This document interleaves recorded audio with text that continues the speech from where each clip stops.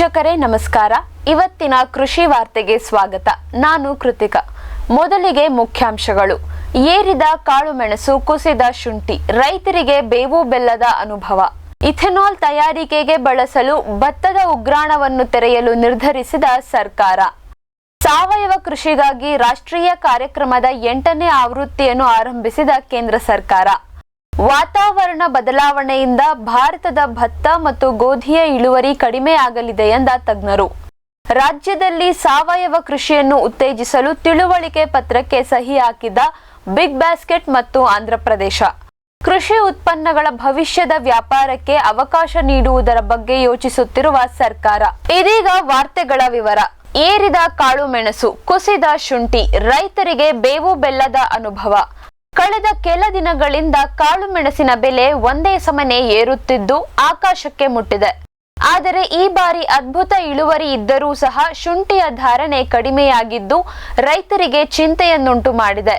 ಕ್ವಿಂಟಾಲ್ಗೆ 67,000 ರೂಪಾಯಿ ಇದ್ದ ದಪ್ಪ ಕಾಳುಮೆಣಸಿನ ಬೆಲೆ ಸದ್ಯಕ್ಕೆ 70,000 ರೂಪಾಯಿ ತಲುಪಿದೆ. ಸಣ್ಣ ಕಾಳು ಮೆಣಸಿನ ಧಾರಣೆ ಕ್ವಿಂಟಾಲ್ಗೆ 65,000 ರೂಪಾಯಿ ಇತ್ತು. ಸದ್ಯಕ್ಕೆ 67,000 ರೂಪಾಯಿ ತಲುಪಿದೆ. ಒಟ್ಟಾರೆ ಕಳೆದ ಒಂದು ವಾರದಲ್ಲಿ ಕಾಳುಮೆಣಸಿನ ಬೆಲೆ ಕ್ವಿಂಟಾಲ್ಗೆ 2,000ದಿಂದ 3,000 ರೂಪಾಯಿವರೆಗೆ ಹೆಚ್ಚಾಗಿದೆ. ಕಾಳುಮೆಣಸಿನ ಖುಷಿಯ ವಿಚಾರ ಒಂದೆಡೆಯಾದರೆ ಶುಂಠಿ ಬೆಲೆ ಒಮ್ಮೆಲೆ ಕುಸಿದಿರುವುದು ರೈತರಿಗೆ ಚಿಂತೆಯನ್ನುಂಟು ಮಾಡಿದೆ. 2024ರ ಅಂತ್ಯಕ್ಕೆಲ್ಲ ಶುಂಠಿಯ ಬೆಲೆ ಕೃಷಿ ಮಾರುಕಟ್ಟೆಯಲ್ಲಿ ಕ್ವಿಂಟಾಲ್ಗೆ 11ರಿಂದ 15,000 ರೂಪಾಯಿ ಇತ್ತು.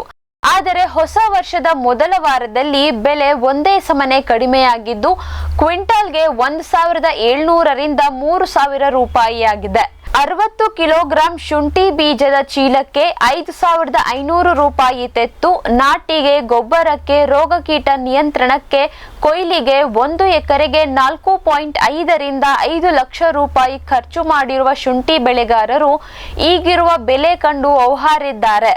ಕರ್ನಾಟಕದಂತೆ ಉತ್ತರ ಭಾರತದಲ್ಲೂ ಸಹ ಹೆಚ್ಚು ಹಸಿ ಶುಂಠಿ ಮಾರುಕಟ್ಟೆಗೆ ಬರುತ್ತಿರುವುದು ಬೆಲೆ ಇಳಿಯಲು ಪ್ರಮುಖ ಕಾರಣ. ಸದ್ಯದಲ್ಲಿ ಧಾರಣೆ ಹೆಚ್ಚಾಗುವ ಯಾವುದೇ ಲಕ್ಷಣ ಕಾಣುತ್ತಿಲ್ಲ. ಇನ್ನು ಶ್ರೀಲಂಕಾದಲ್ಲಿ ಅತಿವೃಷ್ಟಿಯ ಕಾರಣದಿಂದ ಇಳುವರಿ ಕಡಿಮೆಯಾಗಿ ವಿದೇಶಗಳಲ್ಲಿ ಬೇಡಿಕೆ ಹೆಚ್ಚಿರುವುದು ಭಾರತದ ಕಾಳುಮೆಣಸಿಗೆ ಬಂಪರ್ ಬೆಲೆ ಬರಲು ಕಾರಣ ಎನ್ನಲಾಗಿದೆ. ಇದಲ್ಲದೆ ದೇಶೀಯ ಮಾರುಕಟ್ಟೆಯಲ್ಲೂ ಸಹ ಉತ್ತಮ ಬೇಡಿಕೆ ಇದೆ. ಇದರಿಂದ ಕಾಳುಮೆಣಸಿನ ಬೆಲೆ ಇನ್ನಷ್ಟು ಹೆಚ್ಚಲಿದೆ ಎಂದು ಅಂದಾಜಿಸಲಾಗಿದೆ. ಇಥೆನಾಲ್ ತಯಾರಿಕೆಗೆ ಬಳಸಲು ಭತ್ತದ ಉಗ್ರಾಣವನ್ನು ತೆರೆಯಲು ನಿರ್ಧರಿಸಿದ ಸರ್ಕಾರ. ಹಿಂದಿನ ವರ್ಷ ಮಾಡಿದಂತೆಯೇ ಇಥೆನಾಲ್ ತಯಾರಿಕೆಗಾಗಿ ಫುಡ್ ಕಾರ್ಪೊರೇಷನ್ ಆಫ್ ಇಂಡಿಯಾದ ಭತ್ತದ ಉಗ್ರಾಣವನ್ನು ತೆರೆಯಲು ಕೇಂದ್ರ ಸರ್ಕಾರ ನಿರ್ಧರಿಸಿದೆ. ಹಿಂದಿನ ವರ್ಷ ಕಿಲೋಗ್ರಾಂಗೆ 20 ರೂಪಾಯಿ ಬೆಲೆಯನ್ನು ಸರ್ಕಾರ ನಿಗದಿಪಡಿಸಿತ್ತು. ಆದರೆ ಈ ವರ್ಷ ಸಾಮಾನ್ಯ ಭತ್ತದ ರಫ್ತಿಗೂ ಸರ್ಕಾರ ಆದೇಶ ನೀಡಿರುವುದರಿಂದ ಮಾರುಕಟ್ಟೆಯಲ್ಲಿ ಭತ್ತಕ್ಕೆ ಬೇಡಿಕೆ ಹೆಚ್ಚಿದೆ. ಅದಕ್ಕಾಗಿ ಕಿಲೋಗ್ರಾಂ ಭತ್ತವನ್ನು 28 ರೂಪಾಯಿಗೆ ಮಾರಲು ಸರ್ಕಾರ ತೀರ್ಮಾನಿಸಿದೆ. ಭತ್ತದ ಗಿರಣಿ ಮತ್ತು ವ್ಯಾಪಾರಿಗಳಿಗೆ ಮಾಡಿದಂತೆಯೇ ಸರ್ಕಾರ ಅತಿ ಶೀಘ್ರವಾಗಿ ಈ ಆಕ್ಷನ್ ಅನ್ನು ಆರಂಭಿಸಲಿದ್ದು ಇಥೆನಾಲ್ ತಯಾರಕರು ಭತ್ತವನ್ನು ಸರ್ಕಾರದಿಂದ ಖರೀದಿಸಬಹುದಾಗಿದೆ. ಅಕ್ಕಿಯಿಂದ ಮಾಡಿದ ಇಥೆನಾಲ್ ಬೆಲೆಯನ್ನು ಸರ್ಕಾರ ಪ್ರತಿ ಲೀಟರ್ಗೆ 58.5 ರೂಪಾಯಿ ಎಂದು ನಿಗದಿಪಡಿಸಿತ್ತು. ಆದರೆ ಈಗ ಭತ್ತದ ಬೆಲೆ ಹೆಚ್ಚಾಗಿರುವುದರಿಂದ ನೂತನ ಪರಿಷ್ಕೃತ ದರವನ್ನು ಸರ್ಕಾರ ಘೋಷಿಸುವ ಲಕ್ಷಣ ಇದೆ. ಸಾವಯವ ಕೃಷಿಗಾಗಿ ರಾಷ್ಟ್ರೀಯ ಕಾರ್ಯಕ್ರಮದ 8ನೇ ಆವೃತ್ತಿಯನ್ನು ಆರಂಭಿಸಿದ ಕೇಂದ್ರ ಸರ್ಕಾರ. ಭಾರತದಲ್ಲಿ ಸಾವಯವ ಕೃಷಿಯನ್ನು ಉತ್ತೇಜಿಸುವ ಸಲುವಾಗಿ ನಮ್ಮ ದೇಶದಿಂದ ಆರ್ಗ್ಯಾನಿಕ್ ಉತ್ಪನ್ನಗಳನ್ನು ವಿದೇಶಗಳಿಗೆ ರಫ್ತು ಮಾಡಲು ಸರ್ಕಾರ 2001ರಲ್ಲಿ ಸಾವಯವ ಕೃಷಿಗಾಗಿ ರಾಷ್ಟ್ರೀಯ ಕಾರ್ಯಕ್ರಮ ಮತ್ತು ಮಾರ್ಗಸೂಚಿಯನ್ನು ಆರಂಭಿಸಿತ್ತು. ಈ ಕಾರ್ಯಕ್ರಮದ ಫಲಿತವಾಗಿ ಇದೀಗ ಜಗತ್ತಿನಲ್ಲೇ ಅತಿ ಹೆಚ್ಚು ಸಾವಯವ ಉತ್ಪನ್ನವನ್ನು ರಫ್ತು ಮಾಡುವ ದೇಶವಾಗಿ ಭಾರತ ಹೊರಹೊಮ್ಮಿದೆ. ಸಾವಯವ ಕೃಷಿ ಪದಾರ್ಥಗಳಿಗೆ ಬೇಡಿಕೆ ಹೆಚ್ಚಾಗುತ್ತಿರುವಂತೆಯೇ ವಿದೇಶಗಳಲ್ಲಿ ಆರ್ಗ್ಯಾನಿಕ್ ಉತ್ಪನ್ನಗಳ ಗುಣಮಟ್ಟದ ಬಗ್ಗೆ ಇದ್ದ ನಿಯಮಗಳನ್ನು ಇನ್ನಷ್ಟು ಕಠಿಣ ಮಾಡಲಾಗುತ್ತಿದೆ. ಇದರಿಂದ ನಮ್ಮಲ್ಲೂ ಸಹ ಸಾವಯವ ಕೃಷಿ, ಸಂಸ್ಕರಣೆ, ಗುಣಮಟ್ಟ ಕಾಯ್ದುಕೊಳ್ಳುವಿಕೆ, ರಾಸಾಯನಿಕ ಬಳಕೆ ಅಂಶದ ಬಗ್ಗೆ ಮಾಡುವ ಪರೀಕ್ಷೆಯಲ್ಲಿ ಆಧುನಿಕತೆಯನ್ನು ಅಳವಡಿಸಿಕೊಳ್ಳುವ ಅನಿವಾರ್ಯತೆ ಇದೆ. ಅದಕ್ಕಾಗಿಯೇ ಇದೀಗ ಸಾವಯವ ಕೃಷಿಗಾಗಿ ರಾಷ್ಟ್ರೀಯ ಕಾರ್ಯಕ್ರಮ ಮತ್ತು ಮಾರ್ಗಸೂಚಿಯ 8ನೇ ಆವೃತ್ತಿಯನ್ನು ಆರಂಭಿಸಲಾಗಿದೆ. ನೂತನ national project on organic production ಆರಂಭಿಸಿದ ನಂತರ ಮಾಧ್ಯಮದವರೊಂದಿಗೆ ಮಾತನಾಡಿದ ಕೇಂದ್ರ ಕೈಗಾರಿಕೆ ಮತ್ತು ಪೂರೈಕೆ ಸಚಿವರಾದ ಶ್ರೀ ಪಿಯೂಷ್ ಗೋಯಲ್ ಅವರು, ಭಾರತ ಮುಂದಿನ 3 ವರ್ಷಗಳಲ್ಲಿ ಸುಮಾರು 20,000 ಕೋಟಿ ರೂಪಾಯಿಯ ಸಾವಯವ ಉತ್ಪನ್ನವನ್ನು ರಫ್ತು ಮಾಡುವ ಗುರಿ ಹೊಂದಿದೆ. ನೂತನವಾಗಿ ಆರಂಭವಾದ ಎನ್ಪಿಒಪಿಯ 8ನೇ ಆವೃತ್ತಿಯು ನಮ್ಮ ಗುರಿಯನ್ನು ತಲುಪಲು ಸಹಾಯ ಮಾಡುತ್ತದೆ ಎಂದರು. ವಾತಾವರಣ ಬದಲಾವಣೆಯಿಂದ ಭಾರತದ ಭತ್ತ ಮತ್ತು ಗೋಧಿಯ ಇಳುವರಿ ಕಡಿಮೆ ಆಗಲಿದೆ ಎಂದ ತಜ್ಞರು. ಭಾರತದಾದ್ಯಂತ ಮುಂಗಾರು ಉತ್ತಮವಾಗಿದ್ದು ಈಗ ಹಳೆಯ ಸುದ್ದಿ. ಇದರಿಂದ ಮುಂಗಾರು ಹಂಗಾಮಿನಲ್ಲೊಂದೇ ಅಲ್ಲದೆ ಹಿಂಗಾರಿನಲ್ಲೂ ಸಹ ರೈತರು ಭತ್ತ ಮತ್ತು ಗೋಧಿಯನ್ನು ಉತ್ತಮವಾಗಿ ಬಿತ್ತನೆ ಮಾಡಿದ್ದಾರೆ. ಕಳೆದ 3 ವರ್ಷಗಳಂತೆ ಈ ಬಾರಿ ಸಹ ಭಾರತದ ಆಹಾರ ಧಾನ್ಯಗಳ ಉತ್ಪಾದನೆ ದಾಖಲೆ ಮಟ್ಟದಲ್ಲಿ ಇರಲಿದೆ ಎಂದು ಅಂದಾಜಿಸಲಾಗಿತ್ತು. ಆದರೆ ಪ್ರತಿಕೂಲ ಹವಾಮಾನದ ಕಾರಣ ಹಿಂಗಾರಿನಲ್ಲಿ ಬಿತ್ತಿದ್ದ ಭತ್ತ ಮತ್ತು ಗೋಧಿಯ ಇಳುವರಿ ಅಂದುಕೊಂಡದ್ದಕ್ಕಿಂತ ಶೇಕಡ 10ರಷ್ಟು ಕಡಿಮೆಯಾಗಲಿದೆ ಎಂದು ತಜ್ಞರು ಅಭಿಪ್ರಾಯಪಟ್ಟಿದ್ದಾರೆ. 2023-24ರಲ್ಲಿ ಭಾರತದ ಒಟ್ಟಾರೆ ಭತ್ತದ ಉತ್ಪಾದನೆ 137 ಮಿಲಿಯನ್ ಟನ್ನಷ್ಟಿತ್ತು. ಇನ್ನು ಗೋಧಿಯ ಒಟ್ಟಾರೆ ಉತ್ಪಾದನೆ 113.29 ಮಿಲಿಯನ್ ಟನ್ ಆಗಿತ್ತು. ಆದರೆ 2024-25ರಲ್ಲಿ ಅಧಿಕ ತಾಪಮಾನದ ಕಾರಣ ಇಳುವರಿ ಅಲ್ಪ ಕಡಿಮೆಯಾಗಲಿದೆ ಎನ್ನಲಾಗಿದೆ. ಮುಂದಿನ ದಿನಗಳಲ್ಲಿ ಪ್ರತಿಕೂಲ ಹವಾಮಾನವನ್ನು ತಡೆದುಕೊಳ್ಳುವ ಶಕ್ತಿ ಇರುವ ತಳಿಗಳನ್ನು ಅಭಿವೃದ್ಧಿಪಡಿಸದೇ ಇದ್ದರೆ ಅಥವಾ ಬದಲಾಗುತ್ತಿರುವ ವಾತಾವರಣದಲ್ಲಿ ಬೆಳೆ ಬೆಳೆಯಲು ಬೇಸಾಯ ಕ್ರಮಗಳನ್ನು ಬದಲಿಸದೇ ಹೋದರೆ ಇಳುವರಿ ಕುಂಠಿತವಾಗುತ್ತಲೇ ಹೋಗುತ್ತದೆ ಎಂದು ತಜ್ಞರು ಎಚ್ಚರಿಸಿದ್ದಾರೆ. ಇದೀಗ ಒಂದು ವಾಣಿಜ್ಯ ವಿರಾಮ. ವೆಟ್ಪೆಟ್ ಗಿಡಮೂಲಿಕಾ ಉತ್ಪನ್ನಗಳು.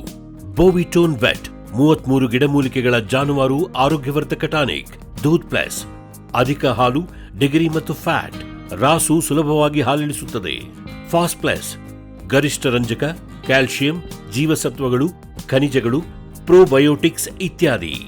ಹಸು, ಎತ್ತು, ಎಮ್ಮೆ, ಕೋಣ, ಹಂದಿ, ಕುರಿ, ಆಡು, ಕೋಳಿಗಳಿಗೆ. ವೆಟ್ಪೆಟ್ ಫಾರ್ಮುಲೇಷನ್ಸ್ ಉತ್ಪಾದನೆ, ಶ್ರಮಜೀವಿಯಿಂದ ಸರಬರಾಜು. ಜಾಣ ಹೈನುಗಾರನ ಜಾಣ್ಮೆಯ ಆಯ್ಕೆ ವೆಟ್ಪೆಟ್ ಉತ್ಪನ್ನಗಳು. ಬ್ಯಾರಿಕ್ಸ್ ಹಂಟರ್ ಫೆರ್ಮೋನ್ ಟ್ರಾಪ್ಸ್ನೊಂದಿಗೆ ರೇನೋಸಾರಸ್ ದುಂಬಿ ಮತ್ತು ಕೆಂಪು ಮೂತಿ ಹುಳುಗಳಿಂದ ತೆಂಗು, ತಾಳೆ, ಅಡಿಕೆ ಮರಗಳ ಸಂರಕ್ಷಣೆ.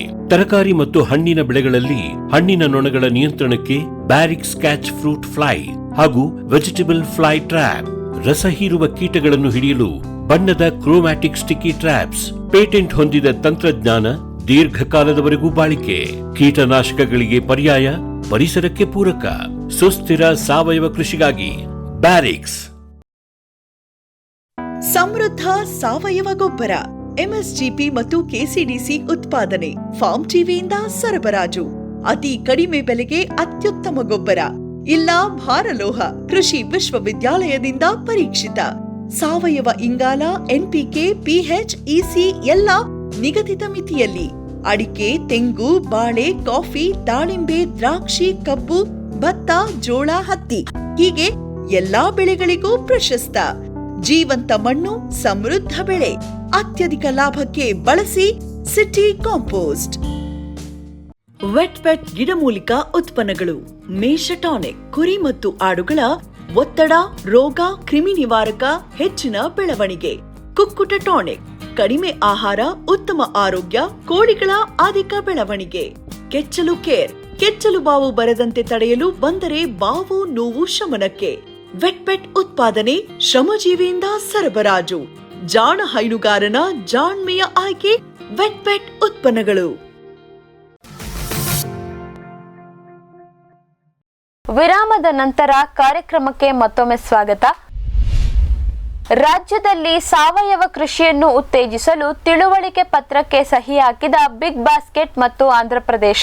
ಕೆಲ ದಿನಗಳ ಹಿಂದಷ್ಟೇ ಖಮ್మంಗೆ ಭೇಟಿ ನೀಡಿದ್ದ ಮುಖ್ಯಮಂತ್ರಿಗಳಾದ ಶ್ರೀ ಚಂದ್ರಬಾಬು ನಾಯ್ಡು ಅವರು 2029ರ ಒಳಗೆಲ್ಲ ಆಂಧ್ರವನ್ನು ಸಂಪೂರ್ಣ ಸಾವಯವ ರಾಜ್ಯವನ್ನು ಮಾಡುವ ಇಂಗಿತವನ್ನು ವ್ಯಕ್ತಪಡಿಸಿದ್ದರು.